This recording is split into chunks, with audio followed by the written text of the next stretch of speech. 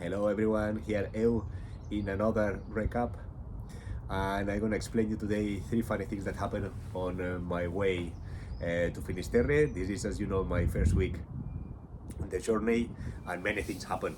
Rain a lot, I met many people, but I would like to remark three things that for me are relevant and important. But first, have a look.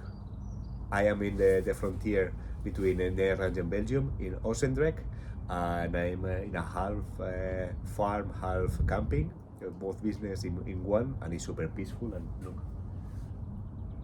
it's unbelievable. I think that's gonna rain in the afternoon, by the way, but for now it's a bit sunny, and let's take the opportunity to film.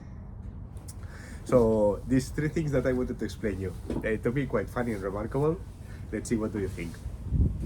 And the first one is that during the first day in the Haag, I had the chance to talk with the radio, the local radio of my village in Vilassar de Mar in Barcelona. And I didn't have any experience on this. I was nervous because it was my first day walking, doing the trekking. I didn't know what to expect from the interview, and everything came at the same moment, right? So you are never mentally prepared, I think. So you know that's gonna happen and that's all. And it's what I did. I think that the interview went really good. For those that can understand Spanish, I recommend you to go pilasarradio.com. On my channel as well, there are links to the interview. A 25 minutes funny interview, and probably in the coming weeks they're gonna do me the follow-up of the adventure. So really cool collaboration with the local radio. I really appreciate it. And then funny thing that for me was that during the first 10 minutes, with the tension, the nervous, the heavy backpack that is 17 kilos, and everything came together, and there was a moment that I was talking, and I was like if I was 85 years old, and trying to do a half marathon, and after a kilometer without being prepared, it was and trying to survive, talking, expressing what I wanted to share with all the community, all the village. And it was really stressful because I was conscious about, Ramon, what are you saying? You need to breathe, you need to calm down, take it easy, say the basic things, and keep going, because it was a long interview, 30 minutes. And this was really funny, and I learned about it. I think that we got a nice interview, but the coming ones I'm gonna take it hopefully easier, and I'm gonna try to breathe deeper, because if not, it's impossible to move, walk, and try to express yourself. So this was the first thing that I wanted to share with you, because it was remarkable and funny, at least for me. Then the second thing is that during the third day was a really bad weather day, 25 kilometers, and during the journey I was looking forward to arrive home. No, just missing 2 kilometers to arrive to the hostel. I saw that the way was under construction, and many signs for cars. Please don't pass, don't cross the road, don't go in this way. A small road, really small for a small village, outside of a small village of, I don't know, 5 or 10,000 people. So really a little village. And nowhere, nobody was using that. For sure, nobody was using that little part of the village, but during that day they were doing renovation and was blocked, so nobody could pass. But I could see that it was the first day, so not many things were happening in that. I could cross it, I could pass on it, walking without interrupting anything, without breaking anything of the pavement or anything. So I just decided to go through it, and I said, I have 2 kilometers left. If I arrive, chapeau, and if not, I'm gonna say sorry to whoever is telling me that I cannot pass. And of course, they catch me. After, I don't know, 30-40 meters, a truck came with 2 guys with a yellow vest, and they were telling me in a terrible English, where are you going? They say, look, that I've been walking 20 kilometers, and I would like to go almost there. I am I didn't see it, but I told them, I almost see the house where I have to sleep tonight, and I don't want to do more around. And they told me, so that you cannot.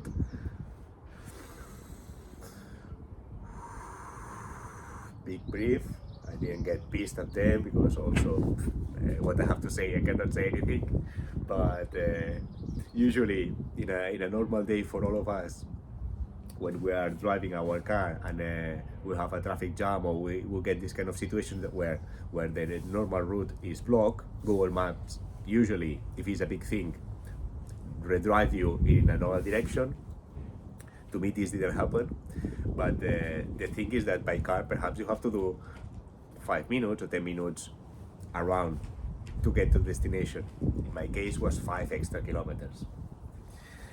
And you're wondering how long you need to walk 5 kilometers? 1 hour. I stayed 1 hour extra walking in the cold, with windy, was raining, to get to destination. And this is this kind of things that happen that you can not forecast, that happen because happen. Even with technology that is telling you how the routes are and what is the best route to take and these things, nothing. 1 extra hour. I got exhausted. I think that day I did more than 26 kilometers. I was exhausted. I had that day my feet destroyed. And to me it was, well, now I can laugh about it because already passed, but that day I was not really happy at all.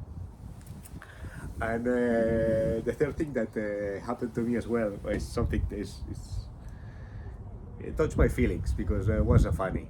I met many people that is asking me what I am doing, why I'm walking alone with this huge backpack, 70 kilos and these things.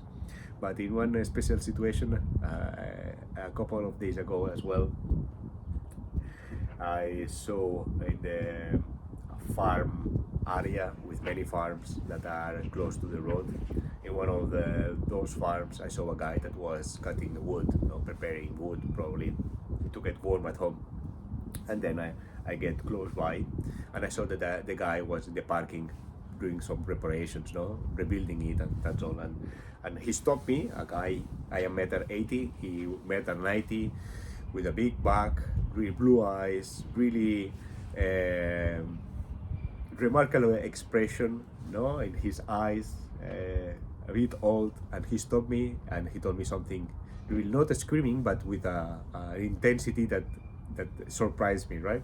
Say, blah blah blah blah blah blah, no? And my Dutch is terrible, so I didn't understand anything. And I stopped because turn is a bit difficult with 70 kilos, so I need to stop first and then turn around. And I look at him, I say that I'm working, I'm going to Spain. Usually this is my death sentence. This is what I'm telling to everyone because it breaks the ice and people doesn't expect, and then we can start talking about my journey, right? And I told him, look, that I'm going to Spain walking, and say, oh really? It's super cool, and is it heavy, the backpack? And he, from really serious, that apparently what he was telling me that was that it's raining, right? And yes, it was raining, so his first sentence was not the best, but he broke the ice like this, and he was curious about who I am and what I was doing. So I explained a bit what I was doing. I asked him if he had any social media, any Instagram or something like this. He said that no clue about Instagram or TikTok, never heard about it.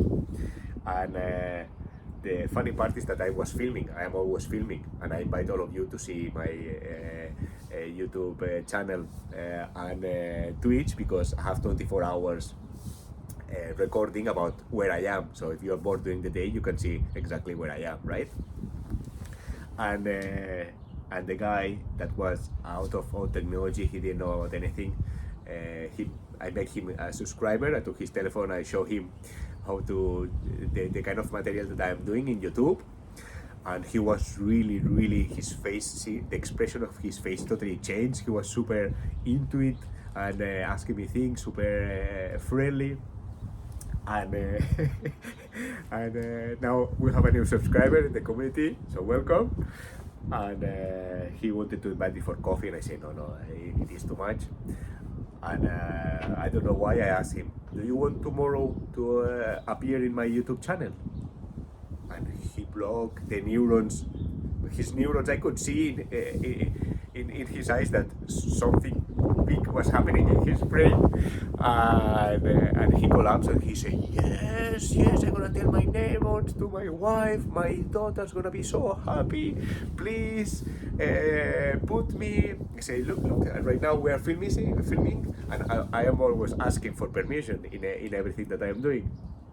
And the guy was so enthusiastic and so happy about it that I hope that the day after he saw himself in the recording of my video.